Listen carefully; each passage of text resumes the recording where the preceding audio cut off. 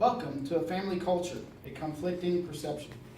Culture is defined as the way we think and act. It is how we do things. Perception is reality or truth for an individual.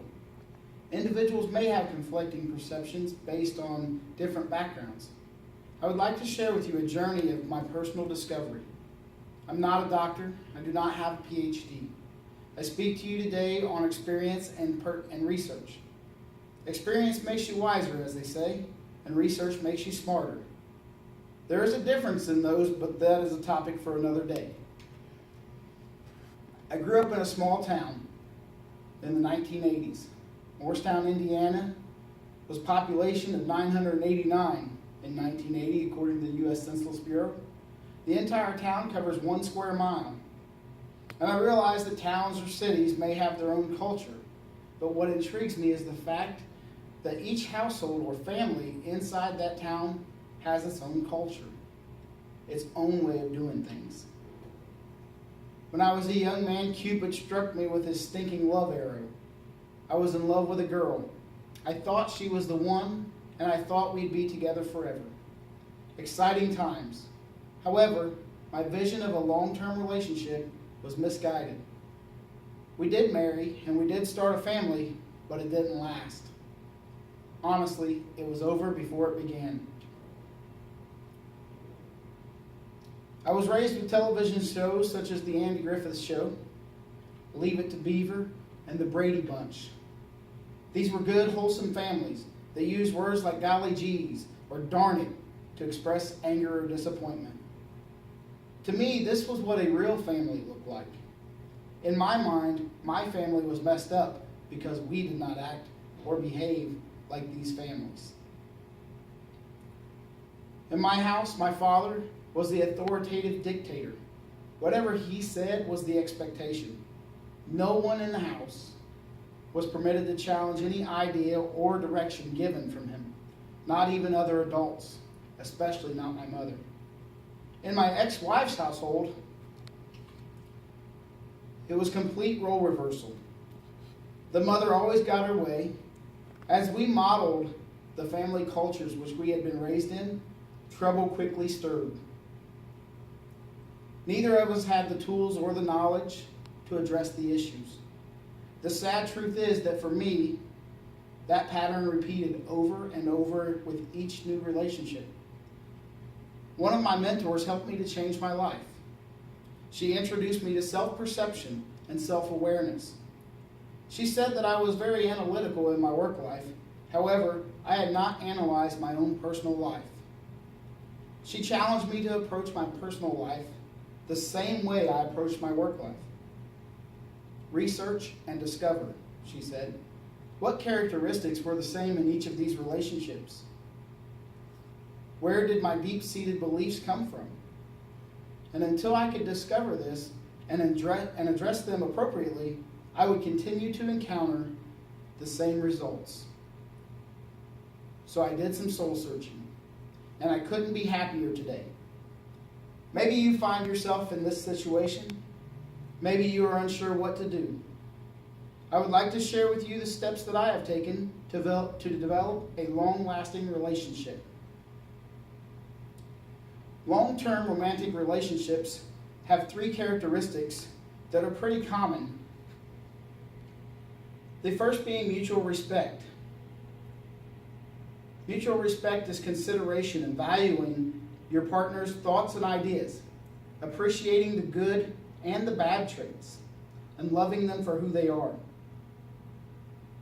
A shared plan or a life vision is also required. The two must work together as a team to fulfill some shared visions. Comfort level of closeness. If you are a clingy, needy person that needs lots of affection, your relationship will struggle if your partner does not reciprocate the level of affection you require. Likewise, if you do not require to be showered constantly with affection, you will feel smothered and the relationship will suffer. Remember, individuals have different perceptions and beliefs. Successful relationships consist of individuals that know themselves and their partners. They have decided together that they fit. So you may ask, how do you achieve this? This model is a business model. It is known as the results pyramid. It was introduced in a book titled The Oz Principle. The concept is simple, and this model can be applied to your personal life. Experiences foster beliefs, beliefs drive actions, and actions produce results. At the top of the pyramid, you'll see results.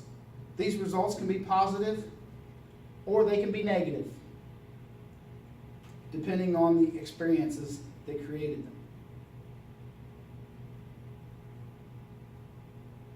The result is what motivates us to act. It is what most of us are driven to. This is upside down thinking. The individual results actually have the least impact to our daily lives. It is the experiences that have the greatest impact. That is the reason experiences are the foundations of this model. Hence, this is where the focus should be. We have experiences with every interaction. We are creating an experience in this moment right now. And experiences foster our beliefs. Beliefs control our behaviors. They are how we determine which course of action to take. Our beliefs can be created and they can cause a false sense of thinking. This is where it gets interesting. There are 3 levels to a belief system. Level 1 is easily persuaded. We can change our minds fairly easily. You may think of going to the drive-thru and you want a Coke, but the restaurant you've chosen only serves Pepsi. It's not difficult to change from Coke to Pepsi. Level 2 is difficult to change, but it can be done. It just takes some time and some effort on your part. A level 3 belief is a deep-seated belief, and this is what we will talk about today. The deep-seated beliefs are created by the experiences we have, and they guide us through our lives. So how do we change our beliefs? Changing a belief system is equal to changing one's mindset or our own perceptions. Take a look at this picture. What do you see? You may have first saw a young lady, and maybe you saw an old lady. Both are correct, depending on your perception of this picture. It is impossible to see both at the same time, because our mind can only interpret one image at a time.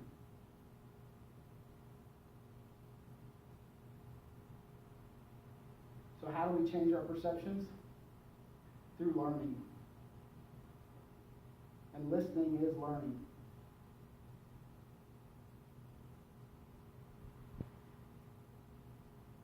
Epictetus was quoted, "We have 2 ears and 1 mouth, so we can listen twice as much as we speak."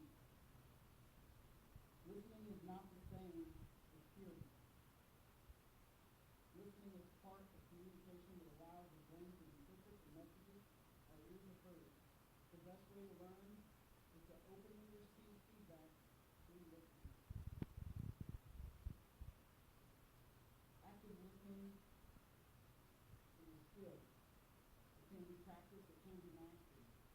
The first step is to attempt the conversation. Be present. The next steps are to understand the message and then remember what was transmitted. Our brains will begin to evaluate the message and formulate a response. True communication is defined as the message being interpreted precisely as the sender intended. It only occurs about 20% of the time during communication. Sometimes this requires the receiver to ask for clarification.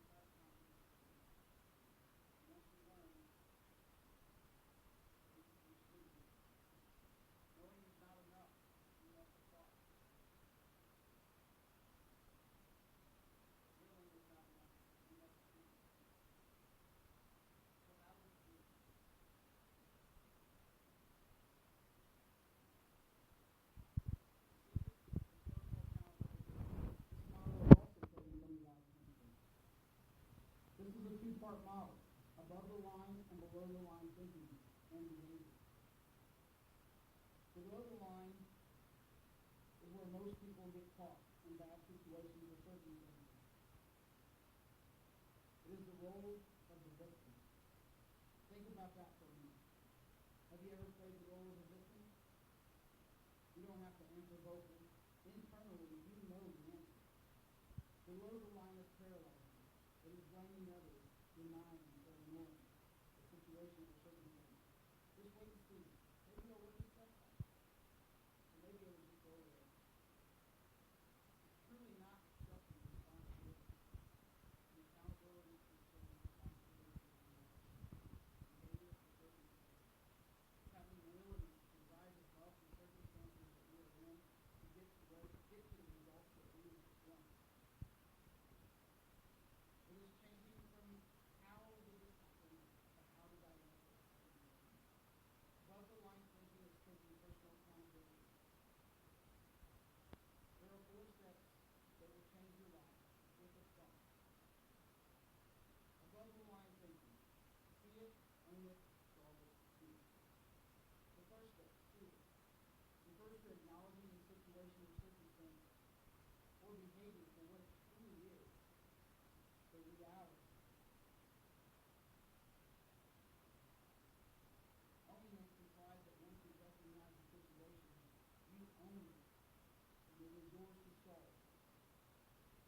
Solving it involves investigating facts, analyzing information, and producing a resolution. Do it is the hardest part of this model. Many of us know what to do. Many of us have issues or trouble acting. This requires us to take action. Nothing changes without action. The most challenging realization is when we realize that we are not the person we thought we were. In other words, our self-perception is not how others see us. If this is true for you, it is in your power to change. I have changed.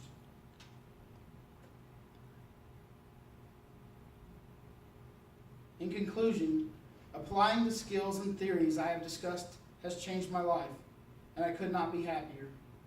The experiences we create foster our beliefs. Those beliefs drive our actions, and those actions produce results, positive or negative. There is a choice. Mutual respect, a shared life plan or vision, and comfortable level of closeness are the 3 characteristics to a successful long-term relationship. This transformation has led me to my love, Lisa. We have shared a life vision, and we have a shared plan. We determined early in the relationship our expectations for each other. She takes care of the house, while I take care of the yard. We do not make large purchases or investments without discussing with one another the impact to our life vision. We are creating our own family culture and traditions. I hope these models and this experience blesses you as the information has blessed my life. Thank you.